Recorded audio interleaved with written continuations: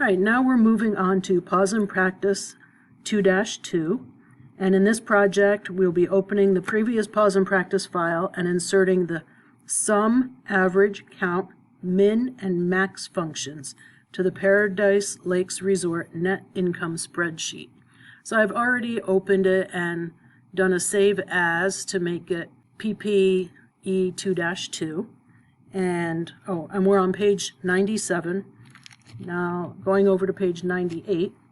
Number 2, enter the sum function using AutoSum. So we click on cell B20, which is down here by total sales, and click the AutoSum arrow button, which is in the Formulas tab, Function Library group, right here. So AutoSum, and we choose Sum, and then select the cell range B7 to G7.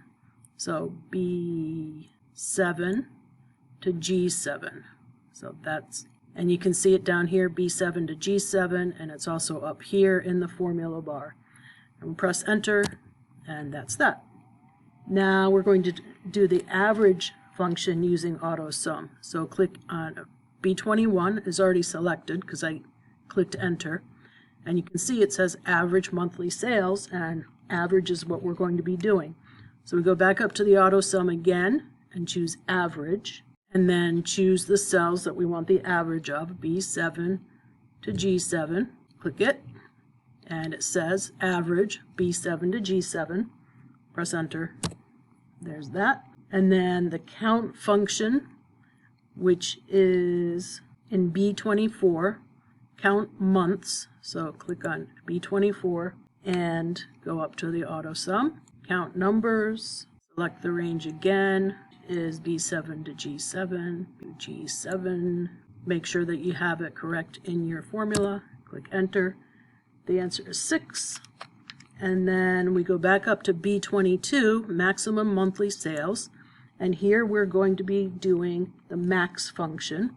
So I clicked on it, go up to AutoSum, max, B7 to G7, it is B7 to G7, enter. And then we're going to check it using the auditing tools to review the formula in B22.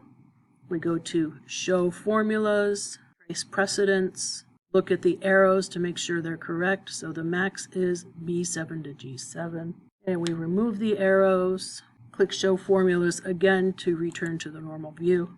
All right, and then we're going to add absolute cell references to an existing formula. So if it's not already selected, you select B22, go up to the formula bar and select the cell range B7 to G7, but only the cell range, not the parentheses. So B7 to G7, okay? And then press F4, make sure the dollar signs are added, and they are, and then press enter. And you can always verify your formula syntax by just clicking on it and looking at it up here and comparing to what it says in the book or on the grading sheet. All right, and then we're going to copy an existing formula but edit the function.